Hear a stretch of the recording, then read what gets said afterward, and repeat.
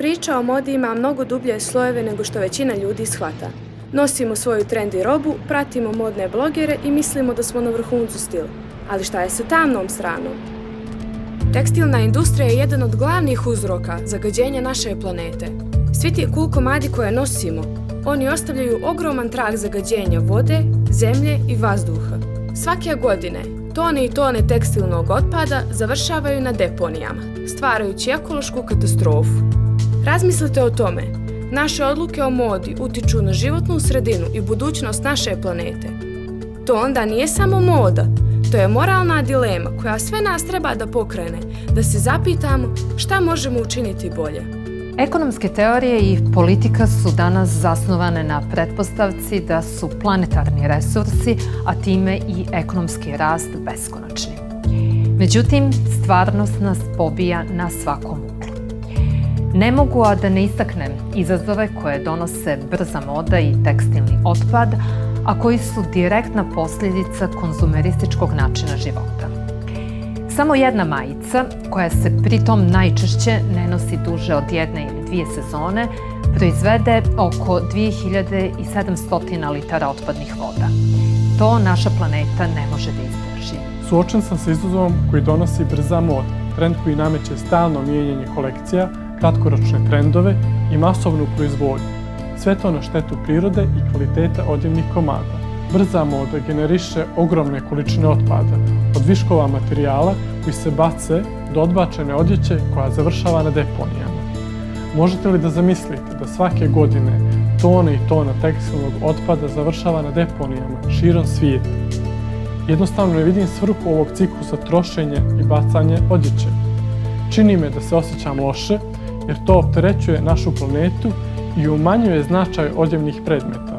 Kao mlada osoba u svojim 20. godinama suočavam se sa konstantnim bombardovanjem modnih trendova i poruka o potrošnji. Svuda oko sebe vidim konzumerizam koji nas ne samo troši, već i troši našu planetu. Brza moda je postala nekakva norma, a tekstilni otpad se gomila brže nego što možemo da zamislimo. Osjećam se kao da smo zaglavljeni u začaranom krugu želje za novom ili jeftinijom garderobom koja sve brže i brže postaje nepotrebna.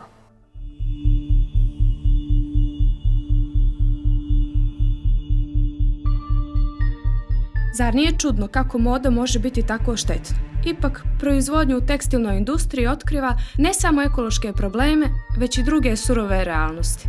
U najmanje razvijenijim zemljama svijeta djeca se eksploatišu kao jeftina radna snaga. Radnici trpe nehumane uslove rada, a prirodni resursi nestaju brzim tempom. Pogledajte samo ove brojke. Na nivou Europske unije postoje egzaktni podaci o otpadu od tekstila, a to je da se oko 5,8 miliona tona tekstila odbaci svake godine. Zbog svog složenog lanca snabdijevanja u odnosu na transport tkanina i odjeće, obično u zemljama u razvoju, tekstilna industrija generiše otprilike 1,2 milijarde tona CO2 ekvivalenta, ili skoro 10% svjetskih emisija GHG gasova. Pretpostavlja se da će modna industrija činiti oko 25% ukupnih emisija CO2 do 2050. godine. To nisu samo suvi podaci, već poziv na buđenje savjesti i preispitivanje temeljnih vrijednosti našeg društva. Klasični ekonomski modeli često zanemaruju ekološke faktore ili ih tretiraju kao neke eksterne, odnosno spoljne troškove.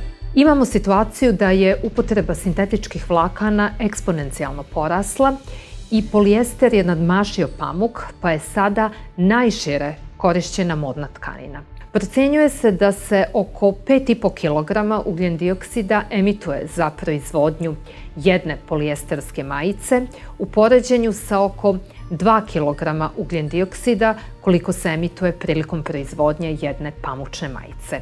I dešava se da upravo kompanije koje koriste materijale koji su štetne za životnu sredinu pribjegavaju greenwashingu kako bi prikrile štetu. Treba da se fokusiramo na stvaranje komada koji su dugotrajni, visokog kvalitete i napravljeni od održivih prirodnih materijala. Nikome ne treba toliko garderobe koja bukvalno uništava planetu. Ako pogledate u prošlosti, u 19. vijeku ili ranije, vidjet ćete da ovakvi jednogodišnji trendovi nikada nisu ni postojali. Čak su i najbogatiji ljudi svoje odjevne kombinacije kupovali za decenije. Naša narodna nošnja, na primjer, se kupovala jedna za cijeli život. Danas, na primjer, Želja da ispratimo trendove, osim enormnog novca, košta nas i čiste vode i zdravog vazduha. Ja sam isticala i dalje ističem da je usvajanje principa cirkularne ekonomije jedini način da se sačuvamo i globalno, ali i lokalno.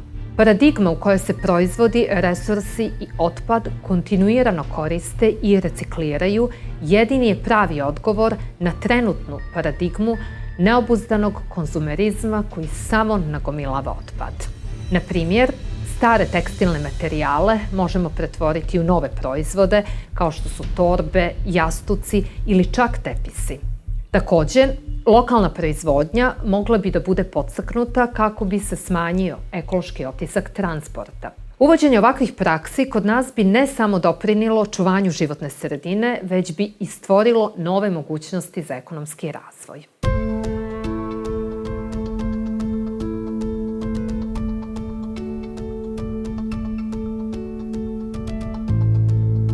Zar ne mislite da je vrijeme da malo dublje zagrebemo? Promjena paradigme nije samo fraza. To zahtijeva da se ozbiljnije zamislimo o našim obavezama prema okolini i prema ljudima koji su temelj u tekstilnoj industriji. Moramo da prihvatimo činjenicu da je naša obsesija potrošnjom direktno povezana s eksploatacijom i degradacijom. Vrijeme je da preuzmemo odgovornost za naše postupke. Kao pojedinci imamo moć da napravimo pozitivne promjene. Možemo početi tako što ćemo pažljivo birati proizvode koji su proizvedeni na održiv način i koji podržavaju pravedne uslove rada.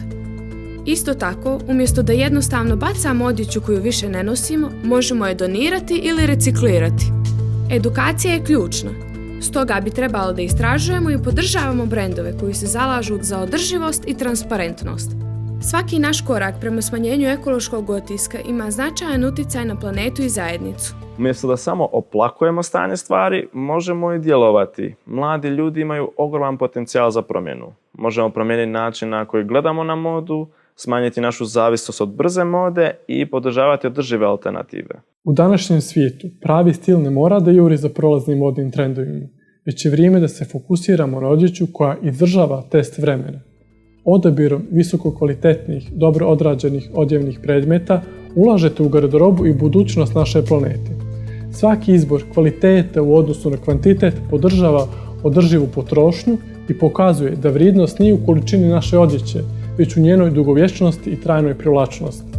Mi mladi, možemo da, na primjer, organizujemo razmjenu odjeće sa prijateljima. Organizujemo popravku odjeće dok učimo neke nove vještine kao što je šivenje. Da organizovano podržavamo second hand shopove. Na kraju krajeva da aktivno zagovaramo ideju promjene, podižemo svijet sugrađanima, zašto ne i performansima. Političari, ekonomisti i poslovni lideri moraju da prepoznaju značaj prelaska na cirkularnu ekonomiju kao ključni korak ka globalnoj održivosti. Jer samo promjenom paradigme i usvajanjem novih ekonomskih politika možemo osigurati da naša planeta ostane održiva za buduće generacije. Sve ovo možda zvuči malo zastrašujuće, ali zapravo ima i svijetle strane. Kroz naše svakodnevne izbore mi možemo stvarno napraviti razlog. Mi kao mladi imamo moć, ali i odgovornost da budemo nosioci promjena. Ako svi zajedno usmjerimo svoju pažnju na održivu modu i podržimo brendove koji se trude da budu transparentni i odgovorni, ako recikliramo i dijelimo garderobu, ako se trudimo da podignemo svijest naših sugrađana, možemo pokrenuti pravi talas promjena. Neka naša strast za modu bude vođena svjesnošću i brigom za planetu i ljude. Svi mi imamo priliku da budemo dio pozitivne transformacije i to je zaista inspirativno.